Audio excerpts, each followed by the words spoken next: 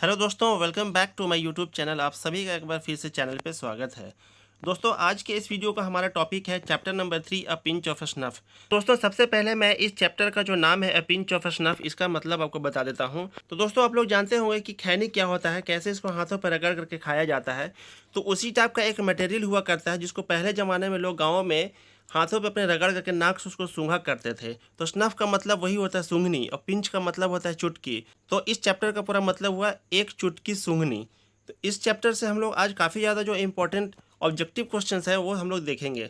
तो बिना कोई टाइम वेस्ट किए हम लोग पहले क्वेश्चन की तरफ बढ़ते हैं। पहला क्वेश्चन है हमारा, नानू काका dash dash dash before he spoke, यानी कि नानू काका बोलने से पहले क्या करते थे। ऑप्शन है हमारा, एट सम बिस्किट्स, कुछ बिस्किट खाते थे, ड्रैंक टी, चाय पीते थे, इनहेल सम स्नफ, अपने नाक से सूंघनी को सूंघा करते थे, या फिर option number D, drank coffee, यानी कि कॉफ़ी पिया करते थे। तो इसका सही जवाब हो जाएगा ऑप्शन नंबर सी, इनहेल सम स्नफ। नेक्स्ट क्वेश्चन की तरफ हम लोग बढ़ते हैं। नेक्स्ट क्वेश्चन है हमारा, मनोहर मलगांवकर का story is full of wit and dash dash dash. तो दोस्तों, आपको बता दूं कि इस चैप्टर के लेखक जो है, राइटर है, उनका नाम है मनोहर मलगांवकर। तो उनकी ये जो स्टोरी है, ये जो कहानी है, full of wit and dash dash dash. Wit का मतलब होता है चालाकी, एंड और डैश डैश में क्या आएगा वो हम लोगों को इस ऑप्शन में से चुन करके भरना है। तो पहला ऑप्शन है ह्यूमर। ह्यूमर का मतलब होता है हास्य विनोद। ट्रेजिडी, ट्रेजिडी का मतलब होता है कोई दुर्घटना।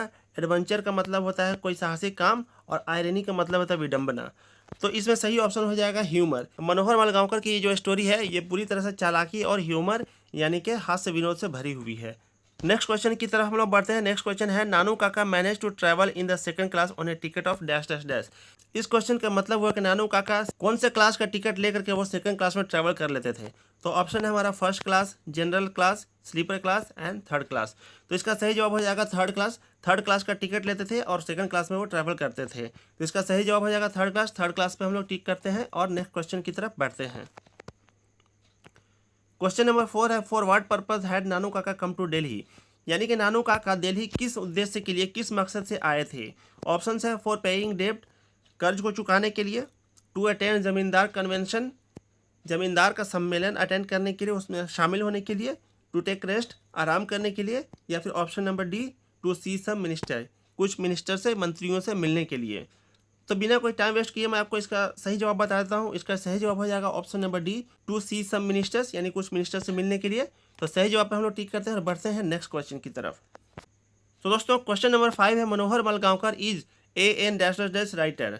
तो दोस्तों, इस क्वेश्चन का मतलब हुआ कि मनोहर मलगांवकर कहाँ के लेखक थे। ऑप्शन है हमारे, Indian, American, British and Nigerian. तो इसका सही जवाब हो जाएगा इंडियन, और इस पर हम लोग सही टिक करते हुए नेक्स्ट क्वेश्चन की तरफ बढ़ते हैं। दोस्तों, क्वेश्चन नंबर 6 है, a pinch of snuff is written by, यानी कि जो हमारे चैप्टर है पिंच ऑफ स्नफ, ये किसके द्वारा लिखा गया है।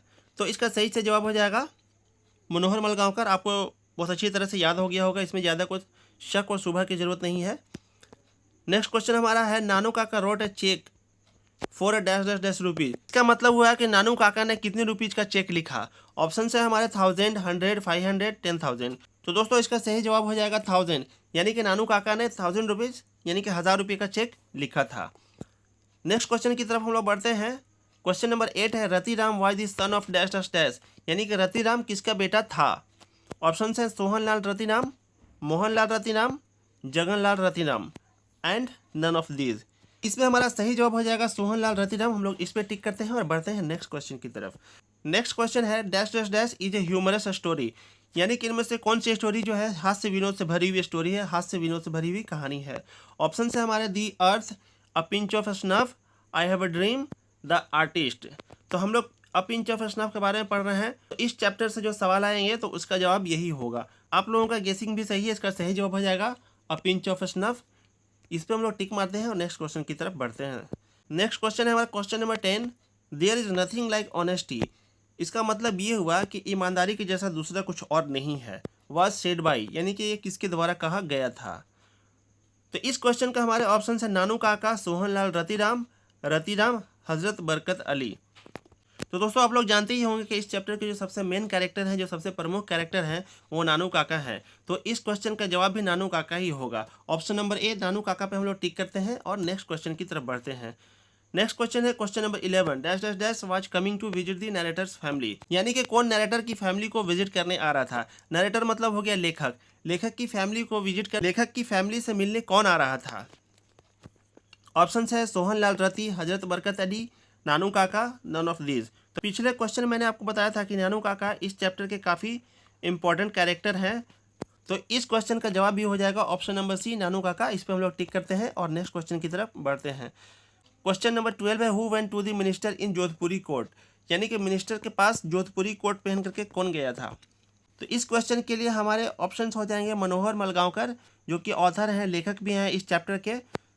दूसरा ऑप्शन हो जाएगा नानू काका, तीसरा ऑप्शन हो जाएगा शीगा नावैया, और चौथा ऑप्शन है नन ऑफ दीज, यानी कि इनमें से कोई नहीं। तो यहाँ पे थोड़ा सा ये वाला क्वेश्चन कंफ्यूजिंग है, आप लोग इस पे भी नानू काका टिक मत कर दीजिएगा, क्योंकि नानू काका यहाँ पे गलत हो जाएगा। इस क्वेश्चन का सही जवाब हो जाएगा ऑप्शन नंबर ए, मनोहर मलगांवकर जो लेखक है वो मिनिस्टर से मिलने गए थे जोधपुरी कोट पहन करके। तो दोस्तों chapter number 3 a pinch of snuff से जो सबसे इंपॉर्टेंट क्वेश्चन है उनमें से 12 क्वेश्चन मैं आपके लिए लेकर के आया हूँ। इनको एक्सप्लेन करने की मैंने कोशिश की है। उम्मीद है आप लोगों को समझ में आया होगा और आप लोग इसको अच्छे तरीके से याद कर लेंगे।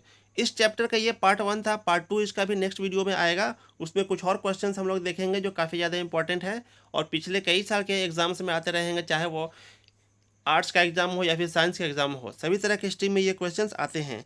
इसलिए काफ़ी ज़्यादा इंपॉर्टेंट है, आपको इनको देखना, आपको इनको समझना और इनको याद भी करना होगा।